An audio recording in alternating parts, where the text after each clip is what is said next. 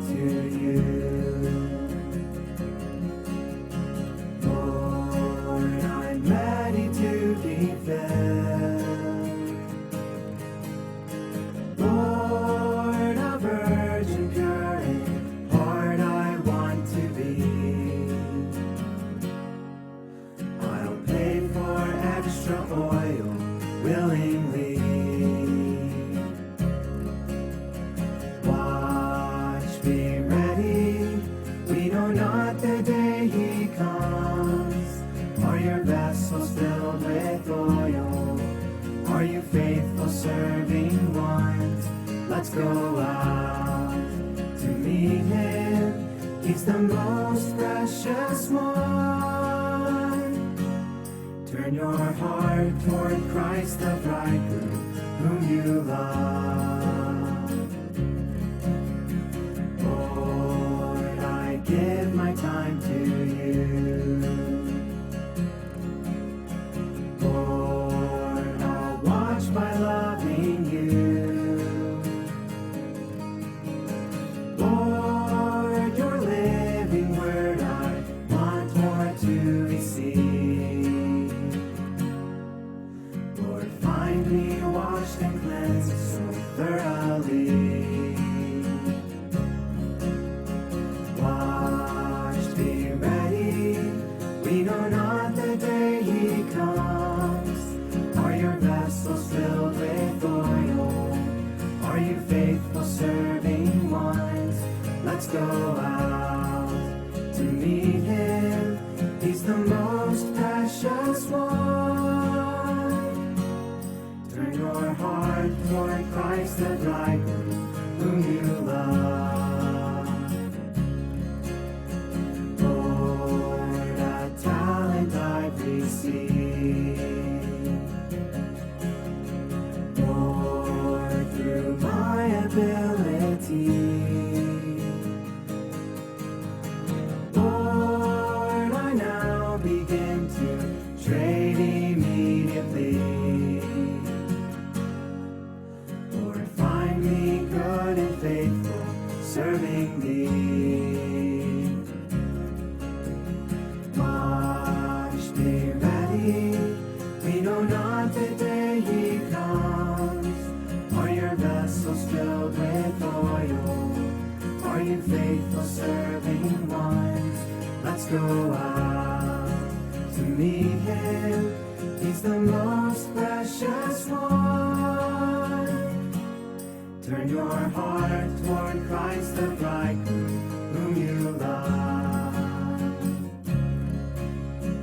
Lord, you've met my every need.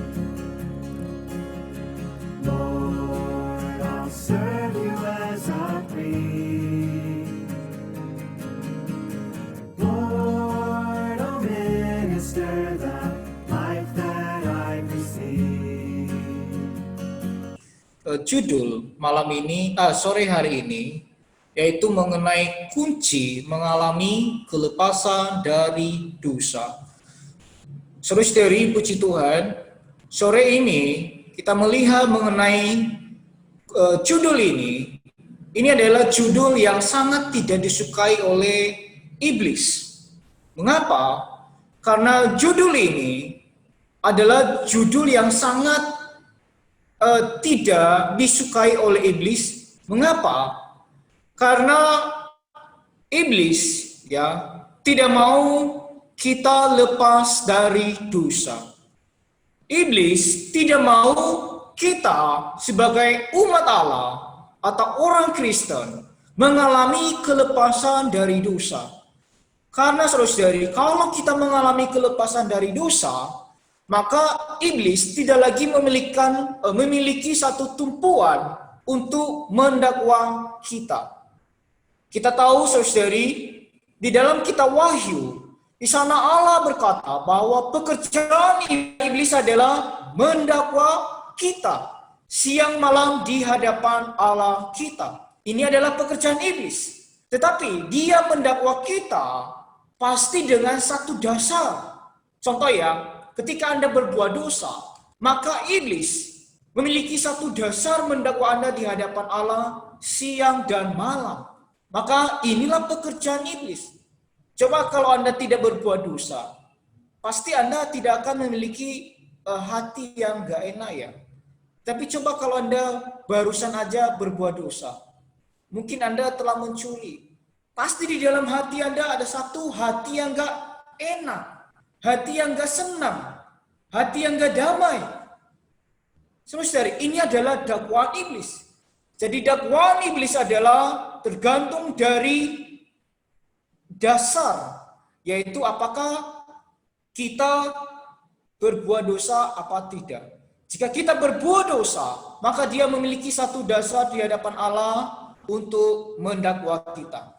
Kita tahu di dalam kitab Roma, di sana kita melihat Rasul Paulus. Dia memiliki satu pengalaman mengenai keterikatan di dalam dosa ini.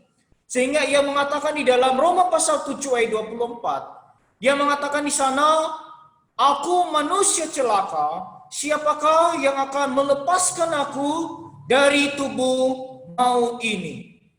Saudari, puji Tuhan. Ia mengatakan di sana, aku manusia celaka. Oh, ia manusia celaka. Kenapa? Ia mengatakan, siapakah yang akan melepaskan aku dari tubuh maut ini? Ia tahu kondisinya bahwa ia mengalami satu keterikatan di dalam dosa. Sehingga hidupnya tidak memiliki satu kedamaian. Ia selalu didakwa oleh iblis. Oh, saudari, kiranya malam ini kita harus mengenal apa kuncinya. Kalau kita melihat kunci ini, maka iblis tidak lagi memiliki dasar untuk mendakwa kita. Baik, saya akan masuk ke slide pertama.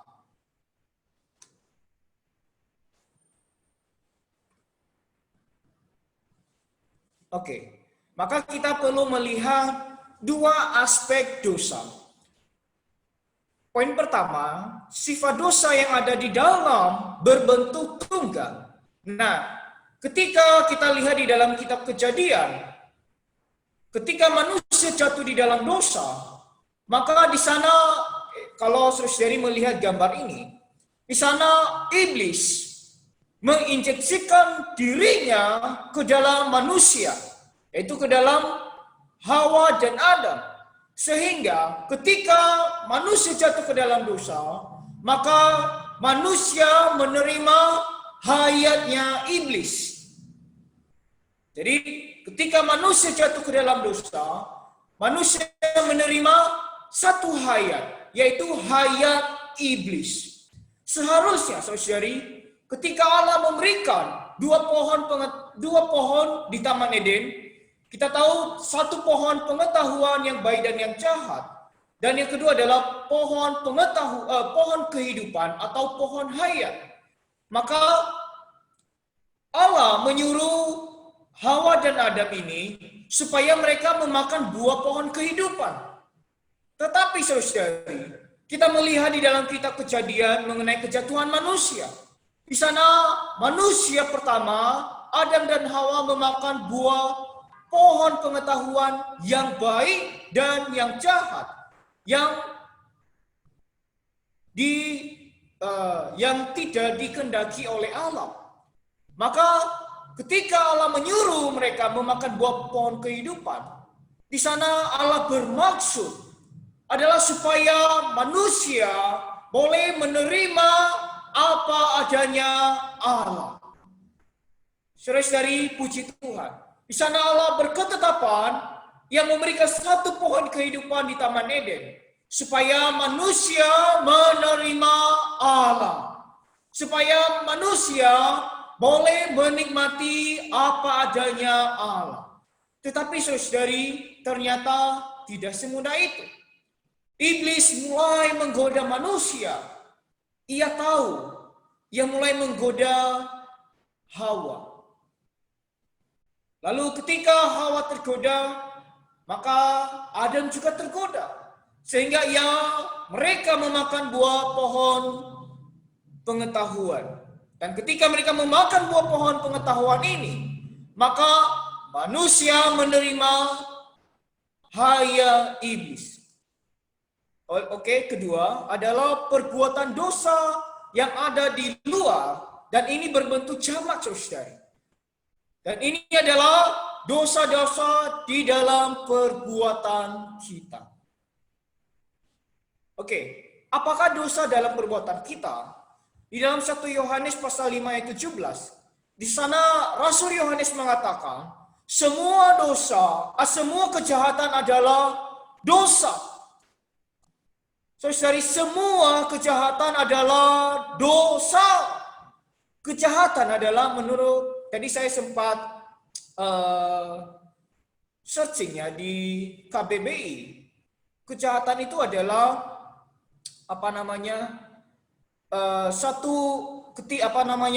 pelanggaran hukum. Ya, mungkin kita mencuri, ya, dan sebagainya. Ini adalah dosa, saudari. Kedua adalah di dalam 1 Yohanes pasal 3 ayat keempat, sana dikatakan dosa ialah pelanggaran hukum Allah. Saudari, dosa ialah pelanggaran hukum Allah. Oke, akibat tidak bisa terlepas dari dosa, kita tahu saudari bahwa banyak orang Kristen mengalami satu keadaan keterikatan. Kita tahu di dalam Yohanes pasal 8 ayat 44, di sana dikatakan kamu berasal dari bapakmu, yaitu iblis, dan kamu ingin melakukan keinginan-keinginan bapakmu. Ia adalah pembunuh manusia. Jadi coba garis bawahi yang saya warnai warna merah. Di sana dikatakan, ia adalah pembunuh manusia. Saudari, siapa sih, pernah nggak orang tua kita mengajarin kita berbuat dosa? Tidak pernah, bukan? Ketika kita lahir, kita mulai beranjak remaja, mulai besar. Tidak ada seorang orang tua pun yang mengajari anak hanya untuk berbuat dosa. Tetapi mengapa manusia bisa berbuat dosa? Secara otomatis manusia bisa berbuat dosa tanpa dia cari. Karena di dalam manusia ada haya iblis. Dan di dalam Yohanes pasal 8 ini kita melihat bahwa iblis, ia adalah pembunuh manusia. Saudari, ketika kita tidak terlepas dalam dosa, maka banyak orang di luar sana rela bunuh diri. Mereka rela bunuh dosa. Mungkin mereka mengalami satu keadaan, mereka stres. Mereka mengalami satu keterikatan di dalam. Mereka tidak bisa lepas dari yang kedua adalah seringkali kita menjadi orang yang membunuh. Anda melihat saudari gambar yang kedua di bawah. Membuli. Seringkali kita menjadi orang yang membunuh karakter seseorang. Saudari, membunuh karakter seseorang. Mungkin baik itu membuli dan lain sebagainya. Mengapa kita bisa demikian? Karena kita tahu, kita memiliki, ketika kita jatuh di dalam dosa, maka kita memiliki hayat iblis di dalam kita. Bahkan di kesana dikatakan bahwa akar dosa ini ada di dalam daging kita. Ini adalah membuli orang. Kita membunuh karakter seseorang. Kenapa bisa demikian? Ya karena bapak kita adalah iblis. Dia adalah pembunuh manusia. Tetapi puji Tuhan, hari ini ketika kita menerima Yesus, kita menerima Kristus masuk ke dalam kita, maka iblis lagi bukan menjadi bapa kita. Hari ini bapa kita adalah Tuhan Yesus. Haleluya. Baik, mari kita melihat fakta Alkitabnya. Di dalam Roma pasal 7, saya bacakan, kalau demikian bukan aku lagi yang melakukannya, tetapi dosa ada di di dalam aku. Dia mengatakan bahwa bukan lagi aku yang melakukannya, tetapi dosa yang ada di dalam aku. Sebab aku tahu bahwa di dalam aku, yaitu di dalam aku sebagai yang bersifat daging, tidak ada sesuatu yang baik. Sebab menghendaki yang baik memang ada padaku, tetapi melakukan apa yang baik tidak. Jadi, jika aku melakukan apa yang tidak aku kehendaki, maka bukan lagi aku yang melakukannya, tetapi dosa yang tinggal di dalam aku. Saudari, kita melihat fakta Alkitab sore hari ini. Rasul Paulus memiliki satu tekad. Dia memiliki satu kehendak supaya ia boleh terlepas dari dosa ini. Ia memiliki satu kehendak di hadapan Allah. Oh Tuhan, aku mau lepas dari dosa. Tetapi ia menggunakan tekadnya, saudari. Kalau kita melihat Roma pasal 1 sampai Roma pasal 7, ini adalah keadaan manusia yang jatuh. Ini adalah pengalaman Rasul Paulus ketika ia memiliki satu pengalaman keterikatan di dalam dosa. Saudari, puji Tuhan. Tetapi karena ia memiliki satu tekad, ia memiliki satu kehendak bahwa ia tidak bisa menggunakan tekadnya untuk mengalami kelepasan ini. Maka ia mulai menyadari bahwa ternyata dosa ini adalah suatu hukum. Roma pasal 7 ayat 1-2. Di sana Rasul Paulus mengatakan, demikianlah aku dapati hukum ini, jika aku ingin melakukan apa yang baik, yang jahat itu ada padaku. Sebab di dalam batinku, aku suka akan hukum Allah. Tetapi di dalam anggota-anggota tubuhku, aku melihat hukum lain yang berjuang melawan hukum akal budiku. Dan membuat aku menjadi tawanan hukum dosa yang ada dalam anggota-anggota mengenai tekad manusia tidak dapat mengalahkan hukum dosa. Nah, di sini saudari kita melihat bahwa Rasul Paulus memiliki satu ketika ia melihat bahwa tekadnya tidak dapat membuat dia lepas dari dosa. Kita tahu bahwa tekad ialah kemauan seseorang, yaitu ketetapan, keinginan dan keputusannya sendiri. Orang melakukan sesuatu perkara selalu menurut ketetapan tekadnya. Maka di sini Rasul Paulus memiliki satu kehendak supaya ia boleh lepas dari dosa ini. Tetapi ia melihat bahwa tekadnya tidak dapat melepaskan dia dari dosa. Maka saudari perlu hukum yang lain untuk melawan hukum dosa ini. Slide terakhir saya, yaitu saudari kita melihat bahwa di dalam Roma pasal 7 tadi, di sana kita melihat bahwa Rasul Paulus yang memiliki satu kehendak supaya ia bisa lepas dari dosa. Maka saudari berusaha menggunakan tekad, hasilnya adalah 0. Percuma saudari. Mengapa? Karena seperti yang saya katakan dari awal, bahwa dosa adalah suatu hukum.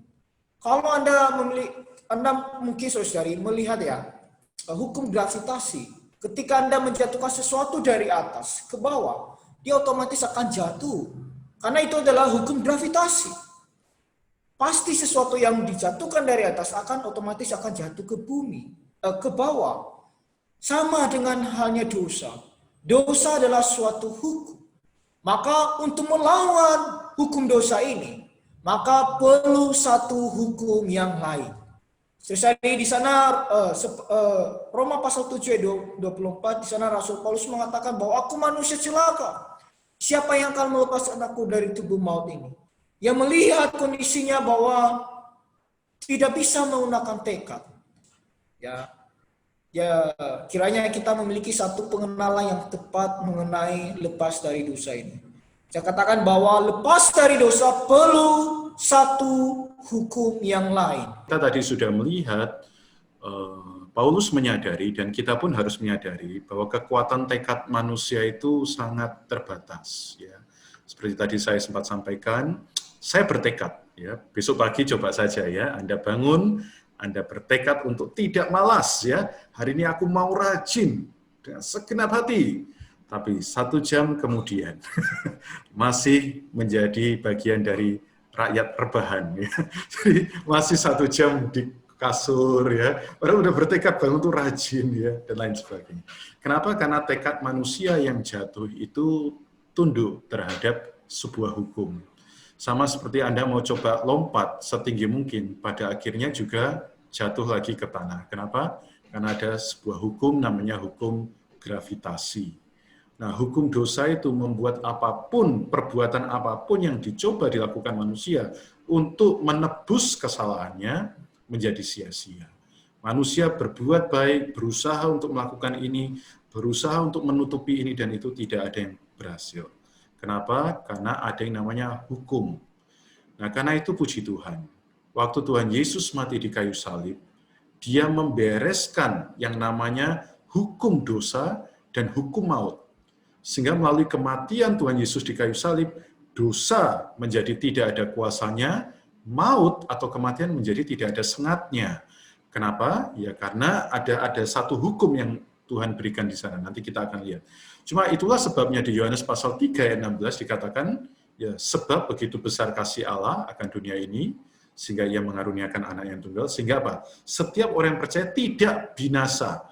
Jadi orang yang percaya terhadap kematian Tuhan, menerima Yesus sebagai juru selamat, atas dirinya tidak lagi berlaku hukum kematian. Ya, dikatakan jelas di Yohanes 3 ayat 16, tidak binasa. Mana mungkin, manusia kan pasti mati.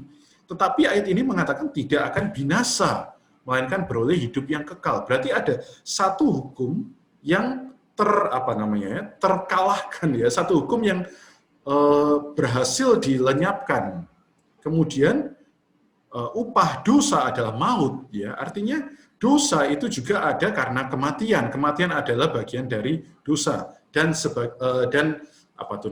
bahasa Inggrisnya vice versa ya. Jadi begitu kematian, hukum kematian ini diniscayakan, tanggalkan, maka hukum dosa pun juga ditanggalkan. Nah, karena itu mari kita lihat hukum apakah yang berhasil mengalahkan hukum dosa dan hukum maut. Ada nggak di Alkitab ini? Ada. Nah, inilah kunci kita terlepas dari hukum dosa. Banyak orang ingin lepas dari dosa, tetapi semakin berusaha, semakin tidak terlepas, semakin berbuat dosa. Nah, mari kita sekarang lihat kuncinya.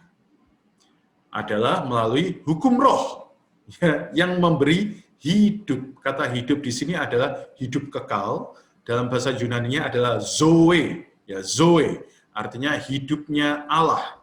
Jadi ada sebuah hukum yang baru ya di dalam manusia, namanya adalah hukum roh yang diberikan kepada manusia yang memberi hidup kekal. Nah, di mana ayatnya ada di Roma pasal 8 ayat 1 sampai 2. Saya bacakan. Demikianlah sekarang tidak ada penghukuman bagi mereka yang ada di dalam Kristus Yesus. Ya, tidak ada lagi penghukuman. Sebab apa? Hukum roh. Kalau di Alkitab bahasa Indonesia hanya ditulis roh. Tetapi bagi Anda yang memiliki Alkitab di dalam bahasa Inggris, baik itu King James, baik itu NIV, ya, atau Recovery Version, ya kalau mau cek yang tepat banyak, atau kita biasa menggunakan untuk strong number, yaitu untuk study Alkitab, ya pakai King James Version ya, dikatakan the law of the Spirit. Nanti kita akan lihat ya. Itu memberi hidup yang memerdekakan kamu dalam Kristus dari apa? Hukum dosa dan hukum maut. Jadi ada yang namanya hukum roh, memberi kita hidup, ya sekali lagi ini ada hidup kekal, yang membuat kita merdeka di dalam Kristus dari hukum dosa dan hukum maut. Saya rindu teman-teman, saudara mencatat perkara ini, yang bisa memerdekakan kita dari hukum dosa dan hukum maut adalah adanya hukum roh.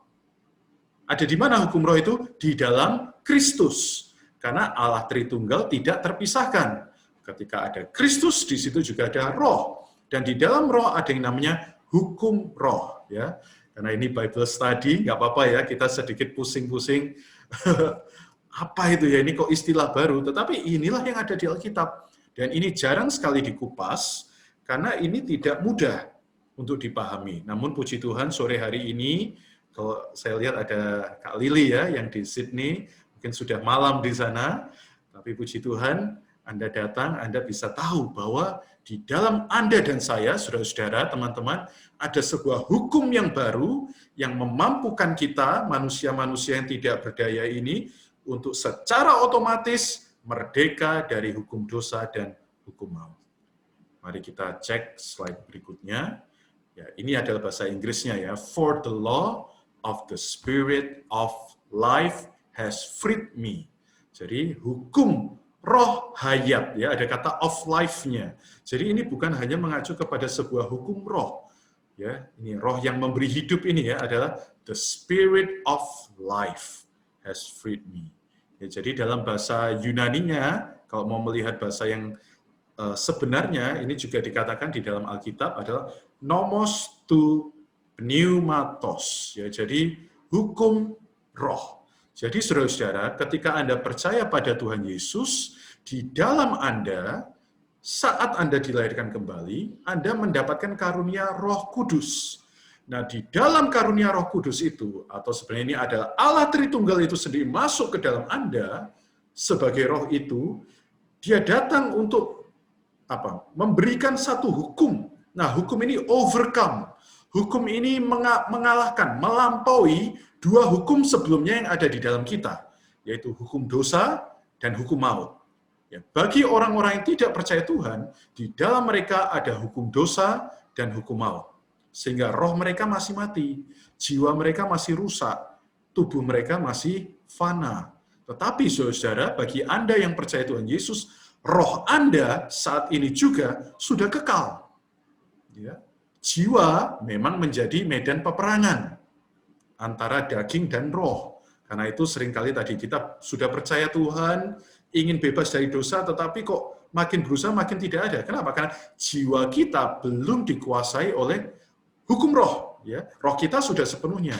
Tetapi nanti kita akan melihat secara praktis ya. Ini semua tergantung kepada apakah kita mengizinkan roh itu di dalam kita, Roh Kudus di dalam kita, Yesus Kristus di dalam kita sebagai roh itu juga memenuhi jiwa kita. Ya, nanti kita akan lihat ayatnya ada di mana. Lanjutkan. Nah, hukum roh, karena ini adalah hukum, maka ia akan bekerja dengan spontan. Nah, ini menarik, saudara. Anda tidak perlu mengeluarkan tenaga untuk mengalahkan dosa. Menakjubkan tidak?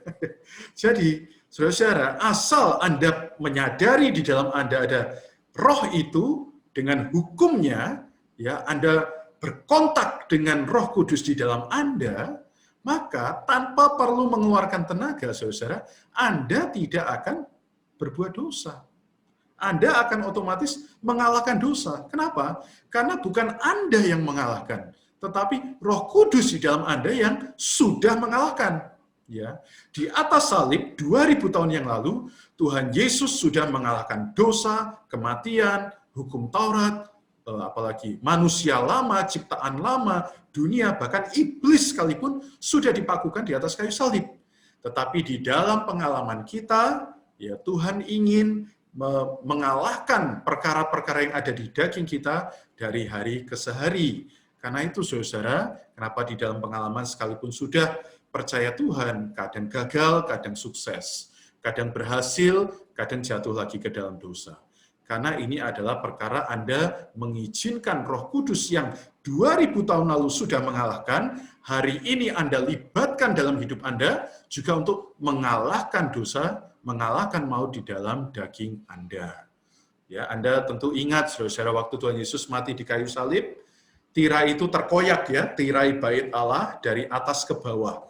Artinya yang mengoyak, merobek tirai itu bukan manusia, bukan perbuatan manusia, tetapi perbuatan Allah. Tetapi tirai itu masih ada di bait Allah. Tirai di bait Allah itu melambangkan daging manusia. Ya, ini perlu Bible study yang khusus untuk membahas perlambangan ini. Tetapi saya hanya mau memberitahu, artinya Tuhan memang sudah menghancurkan daging, merobek daging, perbuatan daging manusia. Ya, sehingga kita hari ini bisa masuk ke ruang Maha Kudus, yaitu di dalam roh kita. Ketika kita berdoa, bukankah saudara merasakan hadirat Tuhan?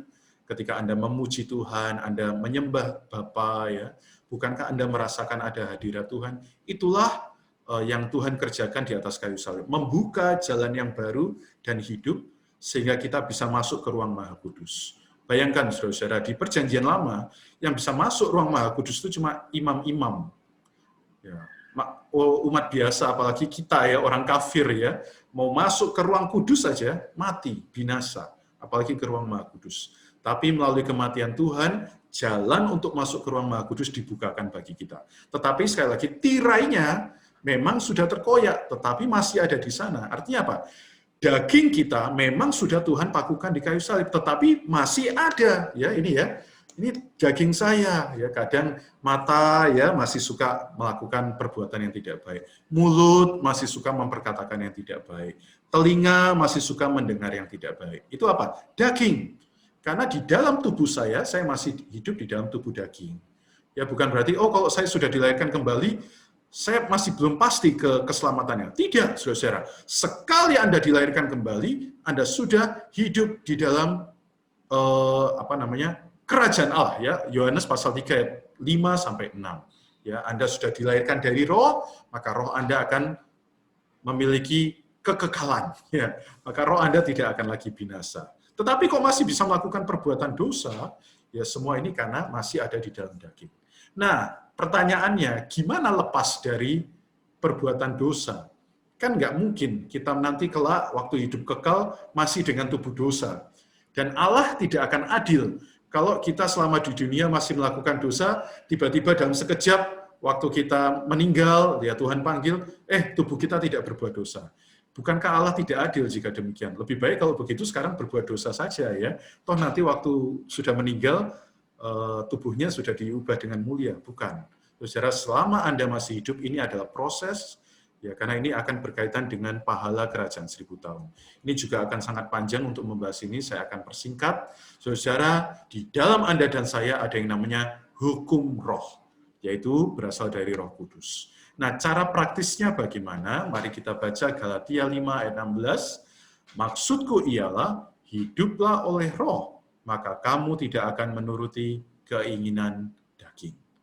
Jadi, bagaimana kita yang sudah diperoleh selamat ini tidak menuruti keinginan daging, tidak jatuh ke dalam hawa nafsu, tidak jatuh ke dalam dosa? Kuncinya adalah hiduplah oleh roh. Nah, kata hiduplah di dalam bahasa Yunaninya ini adalah peripateo, artinya berjalan, mengarahkan hidup, memperhidupkan. Ya, jadi roh di dalam Anda ini harus diperhidupkan. Ya, Anda perlu, saya perlu walk with the Spirit, berjalan bersama roh. Apa maksudnya berjalan sama roh? Wah, apakah saya sekarang mulai hari ini berubah menjadi cenayang, ya, yang tiap kali berjalan, wah, di sudut kamar saya, ya, ada sesuatu? Bukan, saudara, ya. Artinya apa? Anda perlu hidup berdampingan senantiasa dengan roh itu. Waktu Anda ingin memutuskan sesuatu, sudahkah Anda juga bertanya kepada roh di dalam Anda? Tuhan Yesus, aku mau melakukan ini. Oke enggak, Tuhan? Waktu Anda bangun pagi, Anda berniat untuk rajin. Sudahkah Anda menyerahkan itu kepada Tuhan? Tuhan Yesus, aku tahu aku tidak mampu untuk rajin. Tuhan, tapi jadilah kerajinanku. Pimpin aku dengan roh-Mu, Tuhan. Sudahkah kita demikian? Saudara, ini bukan hal yang berlebihan. Ini bukan hal yang freak, ya, yang ekstrim. Orang Kristen ini kok dikit-dikit Tuhan Yesus, dikit-dikit kok berdoa, dikit-dikit kok... Bukan, saudara. Yang jadi masalah adalah bukan dikit-dikit berdoa. Yang jadi masalah bukan dikit-dikit datang kepada Tuhan. Yang jadi masalah adalah terlalu sedikit berdoa. Terlalu sedikit datang pada Tuhan. Akhirnya hidup orang Kristen itu jadi penuh dengan kegagalan. Betul tidak? Bukan dikit-dikit berdoa yang salah. Yang salah karena terlalu sedikit berkontak dengan Tuhan. Ya, mengandalkan diri sendiri. Merasa, itu kan tugasnya gembala, tugasnya pendeta, tugasnya full-timer untuk punya kontak dengan Tuhan setiap waktu. Siapa bilang? Alkitab bukan ditujukan untuk para pendeta dan gembala saja. Alkitab itu diberikan kepada kita semua kaum beriman. Dan Alkitab berkata apa? Tetaplah berdoa. 1 Tesalonika 5 ayat 17. Berarti apa? Yang diminta terus-menerus punya kontak dengan Tuhan melalui doa siapa? Semua kaum beriman, saudara. Ya, waktu Anda berkendara, apakah Anda berkendara bersama Tuhan? Ya, seringkali karena tidak bersama Tuhan, wah, ya di Indonesia itu menarik ya. Kalau di luar negeri mungkin lebih tertib. Lampu hijau itu kan artinya jalan ya, lampu merah itu artinya berhenti. Kalau di Indonesia lampu kuning itu bukan hati-hati atau slow down. Lampu kuning itu apa? Gaspol. Jadi begitu hijau mau kuning mau merah, wah kuning itu artinya justru melaju kencang. Nah itu apa? Tanda orang yang tidak hidup di dalam roh. Ya, dia mengikuti kebiasaan-kebiasaan orang zaman ini. Karena itu saudara kita perlu belajar hidup oleh roh. Nah sekarang bagaimana cara praktisnya? Ini slide terakhir saya. Saya akan berikan ayat dari Yesaya pasal 12 ayat 3-6. Anda bisa catat, Anda bisa hafalkan, Anda bisa doakan, Anda boleh renungkan. Oke ya, ini ayat tetapi sebenarnya ada poin demi poin. Jadi bagaimana Anda diselamatkan dari perbuatan dosa yang mengincar kita setiap saat, bahkan mungkin saat sedang mendengarkan Bible study ini, pikiran kita entah lagi di mana, ya, bayangan kita, nah ini semua adalah hasil dari daging tadi. Nah, bagaimana caranya? Kita perlu, menurut Yesaya 12 ayat 3, menimba air dari mata air keselamatan. Ya. Hanya Yesus sang mata air itu yang bisa menyelamatkan kita. Nah, bagaimana caranya kita menimba? Di ayat 4 dikatakan kita perlu bersyukur kepada Tuhan. Paulus mengatakan kepada kaum beriman di Tesalonika, mengucap syukurlah dalam segala hal, karena itulah yang dikehendaki Allah. Saudara-saudara, karena kita tidak terbiasa mengatakan thank you, ya, terkadang itu ada, ya saya orang Indonesia asli ya, saya bukan menjelekkan Indonesia ya. Terkadang kita tidak terbiasa mengatakan terima kasih, ya, dan kadang juga tidak terbiasa mengatakan thank you Lord. Ya. Saudara, kita perlu banyak mengucap syukur. Ada pandemi, thank you Lord. Tidak ada pandemi, thank you Lord. Ya. Kuliah online makin sibuk, thank you Lord. Dosen makin memberi banyak kerjaan, thank you Lord. Ya. Apapun yang sedang hari ini Tuhan aturkan situasi bagi kita, ini adalah kesempatan bagi kita untuk bersyukur. Bersyukur akan menyelamatkan kita dari banyak perbuatan dosa. Dosa timbul pertama kali oleh Lucifer karena dia tidak bersyukur. Ingat itu, saudara-saudara, di Yesaya pasal 14, ya 2 pasal setelah ayat ini, dikatakan ya bahwa Lucifer itu memegahkan diri, menyombongkan diri. Kenapa dia bisa sombong, memegahkan diri? Padahal Allah ya sudah memberikan dia pangkat tertinggi di antara bala tentara malaikat. Tetapi dia tidak pernah mengucap syukur. Hati-hati, saudara-saudara, hari ini sebenarnya membuat kita banyak jatuh ke dalam pencobaan adalah pasti di hari itu kurang mengucap syukur. Anda mau dibebaskan dari dosa, banyak mengucap syukur. Maaf waktu saya lewat ya, saya teruskan. Yang kedua adalah memanggil namanya. Roma pasal 10 ayat 12 mengatakan Allah itu kaya bagi setiap orang yang berseru kepadanya. Dan barang siapa yang berseru kepada namanya pasti diselamatkan. Roma 10 ayat 13. Ya, 2 ayat itu mengatakan kalau kita memanggil nama Tuhan, siapa Tuhan kita? Yesus. Arti Yesus apa? Yehova juru selamat. Artinya dia adalah Allah juru selamat. Yesus itu adalah Yehova yang disembah oleh orang Israel, ditolak oleh bangsa Israel. Hari ini Yesus itu menjadi keselamatan kita. Tidak ada keselamatan di luar Tuhan Yesus. Bukan hanya keselamatan dari neraka, tapi juga keselamatan dari perbuatan-perbuatan dosa kita. Anda mau diselamatkan dari hawa nafsu?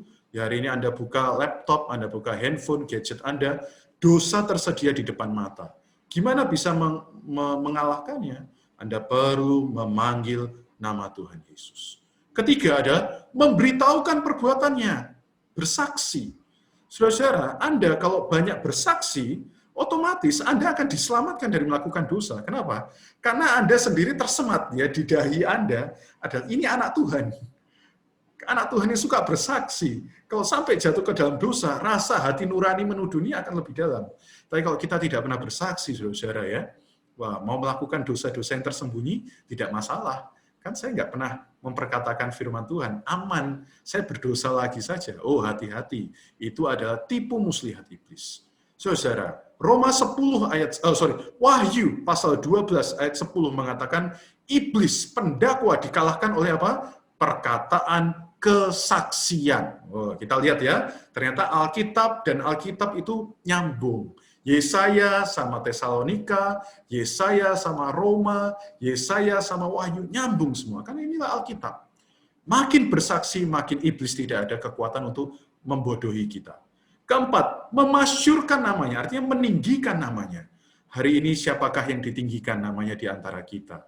Apakah kita mencari nama buat diri kita, atau kita senantiasa meninggikan nama Tuhan?